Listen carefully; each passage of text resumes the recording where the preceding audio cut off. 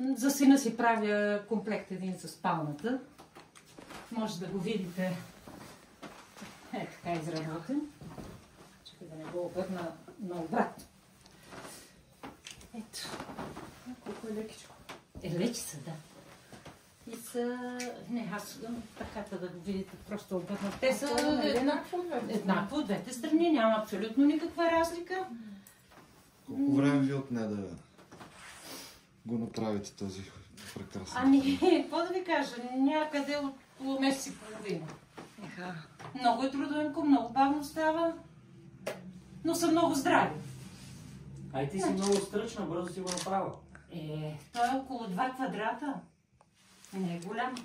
А как избирате какъв цвят да е? Вие ли решавате ли? Не, клиента си решава. Просто децата това са си харесали основния цвят. Вече вътре другите разцвети аз си решавам какво да го слагам. Единствено това определят, модела също си определят хората и дали да има бордюр или да няма бордюр. Какво означават тези шарки по него? Това е канатица. Да. Това е, нали, тя в цял свят има канатицата. И казват, че била закрилница на дома и семейството. Това е едно пиленце, те са 3 тук фактически. За него съм чела, че пилетата са пратеници на ангелите небесни. Друго, което тук е просто фигурки. Прилича на дърво. Да, това е дървото на живота. Така, самия модел е дървото на живота.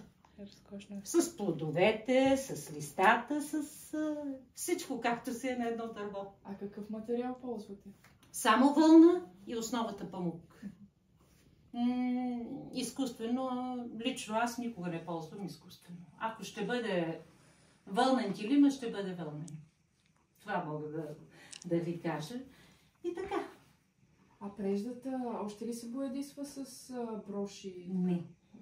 Лично аз не мога. Не знам. И, нали, за да е хубав цветът, това си трябва човек. Имахме един учител, той вече човека с краката нещо закъса и не боядисва. Той боядисваше в разни такива билди. Аз боядисвам. Това, например, съм го боядисвала в орех. Но това са основни цветове. Няколко цвята такива.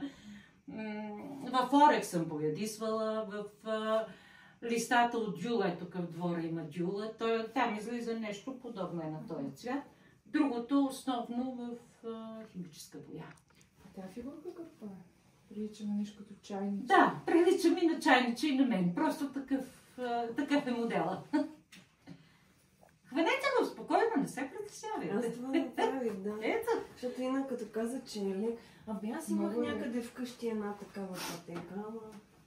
А ви от колко годишна го умеете това? Ами, някъде от, може би 6-7 годишна съм почнала да сядам в килима. И постепенно, после вече съм се научила, по време на ваканциите, на времето в Чипровци имаше във всяка къща стана. Докато сега това е атракция вече в къщите. Цеци, има ли 5-6 къщи, къде да има килими? Да са малко повече, ама не са много. Не са. От 10 не са повече. А имате ли си майстор на станове? Има, да. Има едно момче, но той стан е много стар. Той стан е най-вероятно на около 70 години, защото аз 50 години съм женена и съм го заварила тук в къщата. А как го поддържате или той просто си е здрав? Просто си е здрав, дърво. А как работи? На какъв принцип, тъй като съм виждала хоризонталния този вертикал? Вие сте виждали от другите? Да. Така. Най-напред това се наснова на едни други неща. Те са две такива, слагат се едно до друго и така се обикаля, за да може да се наснове това. След това тук се разхлабва. Да. И за да можеш да чеш, трябва да бъде опънато. Ето, нищите просто звънкат. Струни. Да, наистина като струни. И опъва се всичко. Това е, за да може, тук, кой иска да пробва, ще му покажа, за да може да се разминават. Ето. Един път тия, втория път другите нищи. За да може да се втъче едно в друго и да стане плътно. Това е тупицата, с нея се сбива, за да стане така кораво. И мога да ви кажа, че това е някъде, може би, на около 35-38 години. Килим. Изглежда както е бил на времето. Почти. Браво на вас. Така, сега ще ви покажа как се работи. Това е витъл. На него се мотаят етия камъката, за да може да се работи с нея.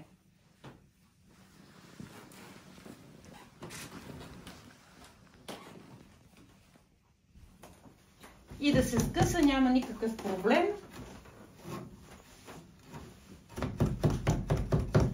Това е цялата философия. Така, един път горе, втория път долу.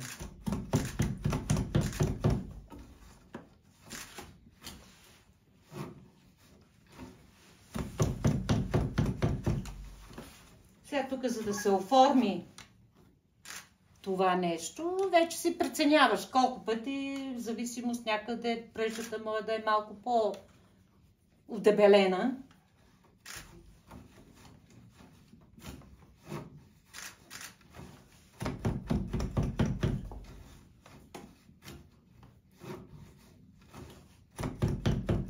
Има ли желаящи?